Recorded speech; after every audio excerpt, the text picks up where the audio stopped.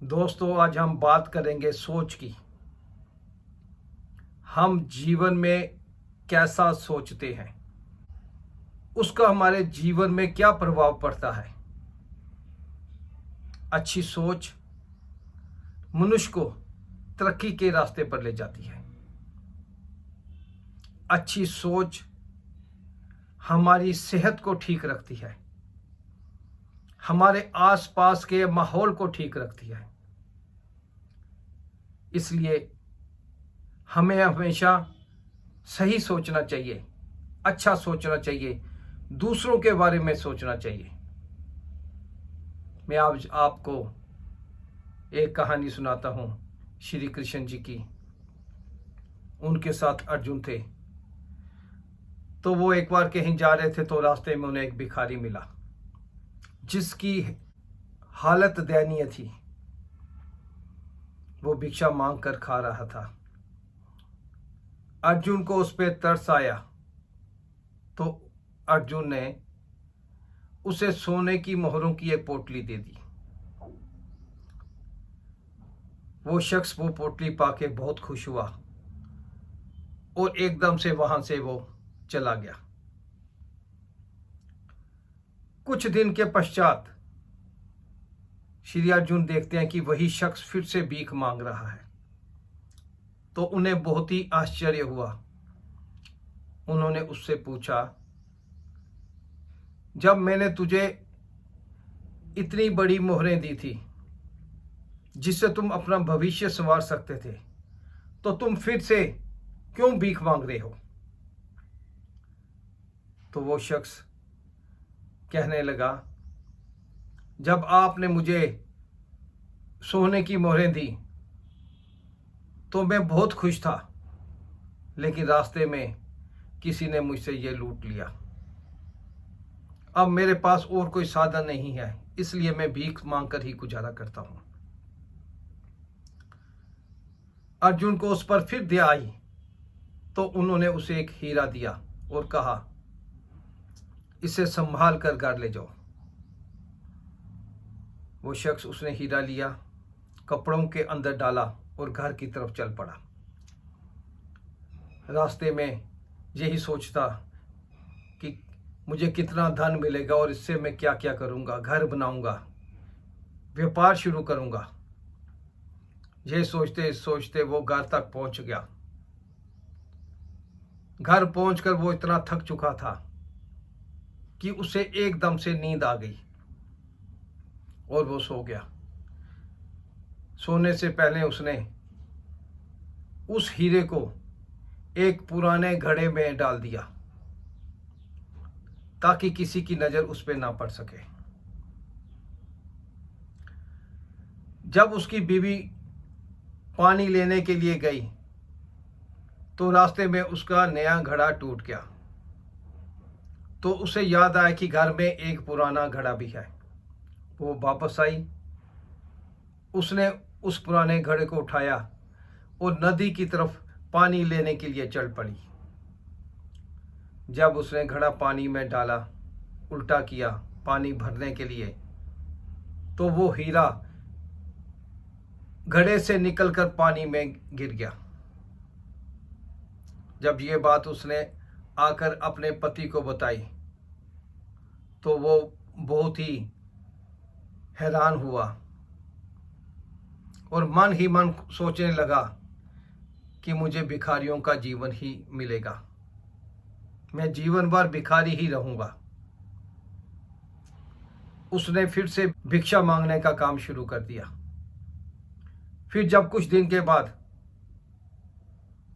अर्जुन ने उसको देखा तो फिर पूछा, अब की बार क्या हुआ? तो उस भिखारी ने सारी आप बीती श्री अर्जुन को बता दी। तभी श्री कृष्ण वहां पर थे।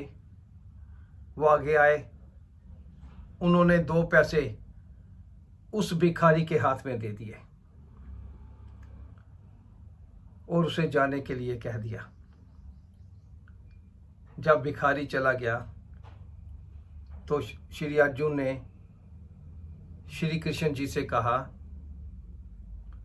भगवान, ये कैसी लीला है? क्या इसके भाग्य में हमेशा भिखारी ही बनना लिखा है? जब मैंने इसे सोने की मोहरें दी, हीरा दिया, तो इसका कुछ नहीं बदला, इसका भाग्य वैसा ही रहा। तो इन 2 पैसों से इसका क्या होगा? तो श्री कृष्ण ने अर्जुन से कहा कि तुम भिखारी के पीछे जाओ। अर्जुन भिखारी के पीछे पीछे चल पड़ा। जब भिखारी आगे आया तो उसने अपना हाथ खोला, 2 पैसे देखकर सोचने लगा, इससे तो एक वक्त का खाना भी नहीं मिलेगा, मैं इसका क्या करूंगा। तभी अचानक उसने देखा कि एक मछुआरे के जाल में एक मछली फंसी हुई है जो तड़फड़ा रही थी। तो उसे उस मछली पर दया आई। वो आगे गया, उसने मछुआरे को वो 2 पैसे दिए और उसके बदले वो मछली खुद ले ली, उसे अपने करमंडल में डाला और वहां से पानी भरा और उसे नदी की धारा में छोड़ने के लिए चल पड़ा। जैसे ही वो उसे नदी में छोड़ने वाला था, अचानक मछली अपना मुंह खोलती है और उसमें से वही हीरा जो अर्जुन ने उसे दिया था बाहर निकलता है। यह देखकर उस भिखारी की खुशी का ठिकाना ना रहा और वो एकदम से जोर जोर से चिल्लाने लगा, मिल गया, मिल गया। तभी पास से वही चोर जिसने उस भिखारी की सोने की पोटली छीनी थी जा रहा था। जब उसने ये सुना, उसने सोचा कि इसने मुझे पहचान लिया है और अगर इसने राजा के पास मेरी शिकायत कर दी तो मुझे फांसी की सजा होगी। तो वो एकदम से भाग आया और उसने भिखारी के पांव पकड़ लिए और कहा, मुझे माफ कर दो, ये तुम्हारी सोने की मोहरों की पोटली। भिखारी और खुश हुआ। ये सब अर्जुन देख रहे थे। तब अर्जुन वापस श्री कृष्ण जी के पास आते हैं और बोलता है, भगवान जी कैसी लीला है। जब मैंने उसे सोने की मोहरें दी, हीरा दिया, तो उसका कुछ नहीं बदला, लेकिन आपके 2 पैसे ने उस भिखारी का सारा जीवन ही बदल दिया। ये कैसी लीला है। तो श्री कृष्ण ने कहा, यह सब सोच का अंतर है।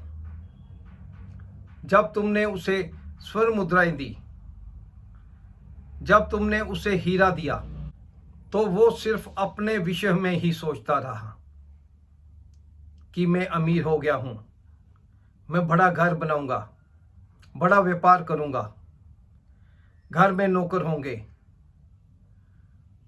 लेकिन जब मैंने उसे 2 पैसे दिए तो उसने अपने बारे में नहीं बल्कि दूसरों के बारे में सोचा। ये उसकी सोच का अंतर है। इसी सोच ने उसे मूल्यवान बना दिया। मेरे 2 पैसे ने उसे दूसरों के दुख के विषय में सोचने को मजबूर किया। इसलिए अर्जुन, सत्य तो यह है कि जब आप दूसरों के विषय में सोचते हैं, दूसरों का भला करने के बारे में सोचते हैं, तो आप ईश्वर के बारे में सोच रहे होते हैं। तब आप ईश्वर का कार्य कर रहे होते हैं और ईश्वर आपके साथ खड़ा रहता है। इसलिए कहते हैं, जिनके साथ ईश्वर होते हैं उन्हें और किसी भी सहारे की जरूरत नहीं होती। हमें हमेशा अपनी सोच को ऊंचा रखना चाहिए, दूसरों के विषय में सोचना चाहिए, दूसरों की मदद के लिए तैयार रहना चाहिए, क्योंकि जैसा बीज हम बोएंगे वैसा ही फल हम खाएंगे। अगर हम अच्छा सोचेंगे तो हमारे साथ भी अच्छा ही होगा। हम दूसरों के भला का सोचेंगे तो प्रभु हमारे साथ भी भलाई करेंगे। इसलिए हमें हमेशा प्रभु को याद रखना चाहिए, उसके बनाए कार्य करने चाहिए, उसके बनाए नेक रास्ते पे चलना चाहिए और दूसरों के भला करने के लिए हमेशा तत्पर रहना चाहिए। Thank you. यही